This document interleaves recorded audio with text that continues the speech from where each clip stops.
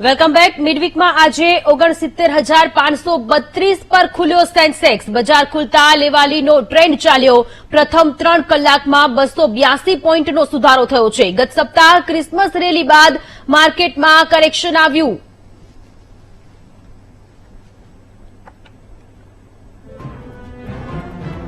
તો ગત સપ્તાહ ક્રિસમસ રેલી બાદ માર્કેટમાં કરેક્શન આવ્યું છે. મિડવીકમાં આજે 69,532 પર સેન્સેક્સ ખુલ્યો છે. શેરબજારમાં આજે ગુરુવારે એટલે કે આજે બીજા દિવસે સતત ઘટાડો નોંધાયો છે. ઘણા બધા કારણો છે જે બજારમાં ઘટાડો થયો છે તેને લઈને સામે આવી રહ્યા છે. મિડવીકમાં આજે 69,532 પર સેન્સેક્સ ખુલ્યો છે.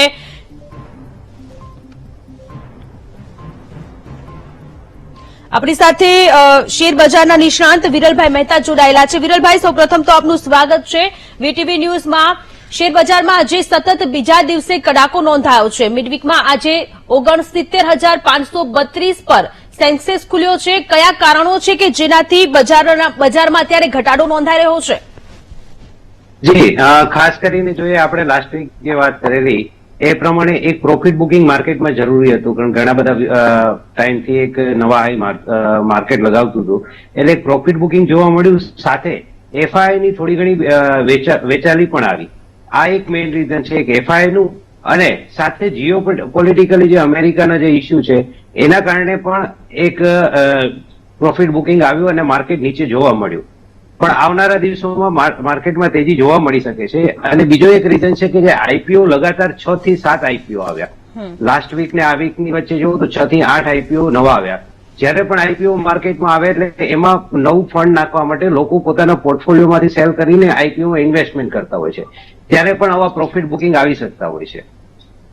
આ મેઇન રીઝન છે જેના કારણે પ્રોફિટ બુકિંગના કારણે માર્કેટ નીચે આવ્યું.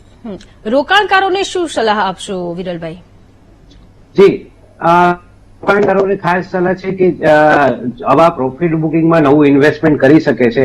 અત્યારના ટાઈમમાં જે એક કેમિકલ સેક્ટરમાં એક તેજી જોવા મળી શકે છે શોર્ટ ટર્મમાં. આપણે લાસ્ટ ટાઈમ જયારે વાત કરી ત્યારે આપણે આઈટી સેક્ટર કીધું હતું, એ પછી આઈટી સેક્ટરમાં જયારે અબાઉટ 3 થી 6% જેવો વધારો જોવા મળ્યો. આપણે જે એમાં સજેશન આપ્યું હતું ટીસીએસમાં ને એમાં, એ બધામાં સારો એવો વધારો જોવા મળ્યો જે રેટે આપ્યું હતું એના કરતા પણ. એટલે આવનારા સમયમાં કેમિકલ સેક્ટર ચાલી શકે એવું લાગે છે, કેમિકલ સેક્ટર અને ઓટો સેક્ટર. આગામી વીકમાં શેર બજારનો શું ટ્રેન્ડ રહી શકે છે આપની દ્રષ્ટિએ? જી, 21,100 ની સપાટી જો ન તોડે તો આવનારા દિવસોમાં 21,500 અને એ પછી 21,700 આ બે નિફ્ટીના લેવલ જોવા મળી શકે એમ છે આવનારા 15 દિવસની અંદર. ઘણા બધા લોકો જે લોકો રોકાણ કરતા હોય છે, જ્યારે માર્કેટમાં કડાકો થતો હોય છે, માર્કેટમાં ઘટાડો આવતો હોય છે, ત્યારે લોકો ડિપ્રેશનમાં જતા રહેતા હોય છે, અથવા તો એ લોકો ટેન્શનમાં આવી જતા હોય છે કે આગામી શું થશે. એ લોકો માટે શું સલાહ? જી, અત્યારે માર્કેટ જે લેવલે છે એ લેવલે એક વોલેટિલિટી પેલા કરતા ઘણી વધારે છે. તો આવી વોલેટિલિટી આવે કે ક્યારે પણ માર્કેટ નીચે જાય તો એ કોઈ બીક રાખ્યા વગર જે પોઝિશન છે એ એઝ ઇટ ઇઝ રાખે અને નીચેના ભાવે બીજી એમાં એડ કરી શકે. જ્યારે પણ પ્રોફિટ બુકિંગ આવે ત્યારે ઇન્વેસ્ટર માટે ટાઈમ છે કે નવું ઇન્વેસ્ટમેન્ટ કરે.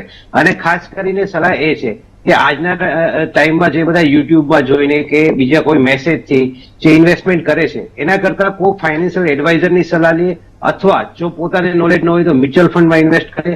અને છતાં પણ ઇન્વેસ્ટમેન્ટ પોતાની રીતે કરવું હોય તો નિફ્ટીના જે 50 અથવા 500 સ્ટોક છે એમાં જ ઇન્વેસ્ટમેન્ટ કરે. પેની સ્ટોક પાછળ ન ભાગે, કારણ કે ઘણી બધી જગ્યાએથી મેસેજ ને યુટ્યુબમાં ને ફેસબુકમાં એટલું બધું વાયરલ થાય છે કે જેના કારણે શું છે કે બધા નાની નાની સ્લીપમાં ઇન્વેસ્ટમેન્ટ કરે છે અને પછી એ બહુ નુકસાનીમાં કાઢે પણ છે લોકો. એટલે અફવા ઉપર ન જાય, એક સર્ટિફાઈડ કે રજીસ્ટર્ડ બ્રોકર અથવા રજીસ્ટર્ડ વ્યક્તિ પાસેથી જ સલાહ લે. વિરલભાઈ, છેલ્લા એક અઠવાડિયાથી કોરોના કેસની સંખ્યામાં પણ વધારો થઈ રહ્યો છે, તો તેની અસર શેર બજારમાં થઈ હોય તેવું લાગી રહ્યું છે આપને? જી, 100%. આપણે જે જોયું કે સાઉથ સાઇડથી કોરોના કેસીસ આવ્યા, પછી મહારાષ્ટ્ર અને પછી છેલ્લે ગાંધીનગરમાં 2 કેસ આવ્યા. આ બધાની અસર થઈ રહી છે માર્કેટમાં. જો આમાં વધારો આવે કોરોનાના કેસીસમાં તો પછી માર્કેટ પાછું નીચે જઈ શકે. પણ જ્યાં સુધી એક સ્ટેબલ લેવલ ઉપર કેસીસ આવે તો વાંધો નથી, કારણ કે આપણે આની પહેલા કોરોના જોઈ ચુક્યા છે. પણ આ વખતનો વેરિયન્ટ કેવો છે અને એની કેટલી ઇફેક્ટ આવે છે એ આવનારા દિવસોમાં આપણને ખબર પડશે. ત્યારબાદ આઈડિયા આવે કે માર્કેટમાં કેટલી અસર આવશે. જો કોરોના કેસીસમાં વધારો આવશે તો પછી માર્કેટમાં પ્રોફિટ બુકિંગ આવે અને નીચે જઈ શકે માર્કેટ. વિરલભાઈ, આપને લાગી રહ્યું છે કે નિફ્ટી અને બેંક નિફ્ટી કઈ દિશામાં ટ્રેન્ડ કરી શકે છે આપના મતે? જી, મારા મતે એવું લાગે છે કે આવનારા દિવસોમાં નિફ્ટી જે મેં સપોર્ટ આપ્યો એ સપોર્ટ 21,100 નો સપોર્ટ ન તોડે તો એક નવું બાઉન્સ બેક આવી શકે એમ છે. એ સપોર્ટ લેવલ રાખીને જ પોઝિશન બનાવવી જોઈએ. અને બેંક નિફ્ટી પણ એક લેવલ ઉપર નવા હાઈથી નજીક છે, એટલે અહીંયાથી જો કોઈને નવું ઇન્વેસ્ટમેન્ટ કરવું હોય તો પીએસયુ બેંકમાં કરી શકે છે પ્રાઇવેટ બેંકની જગ્યાએ, કારણ કે પીએસયુ બેંકમાં હજી એટલો વધારો નથી જોવા મળ્યો. વિરલભાઈ, અને માર્કેટ જે સોરી જી જી જી માર્કેટ જે છે સ્ટોક સ્પેસિફિકેશન ચાલે છે. આપણે જોઈએ છીએ કે માર્કેટમાં પ્રોફિટ બુકિંગ આવે છે, પણ ઘણી બધી સ્ક્રિપ્ટ એવી છે, ઘણા બધા સ્ટોક એવા છે કે જે ખરાબ માર્કેટે પણ પરફોર્મ કરતા હોય છે. એટલે ખાસ કરીને મેં જે સજેસ્ટ કર્યું પીએસયુ બેંક છે, કેમિકલ સેક્ટર છે, જે નથી ચાલ્યા એમાં જો ઇન્વેસ્ટમેન્ટ કરે, અને ફાર્મા સેક્ટર છે. આ 3 સેક્ટર એવા છે કે જે ખાસ સજેશન કે જેમ કોરોનાની કેસીસ આવે છે ત્યારે ફાર્મા સેક્ટરમાં બૂમ જોવા મળે છે. જી વિરલભાઈ, આપ અમારી સાથે જોડાયા અને દર્શકોને આ માહિતી આપી તે બદલ આપનો ખૂબ ખૂબ આભાર.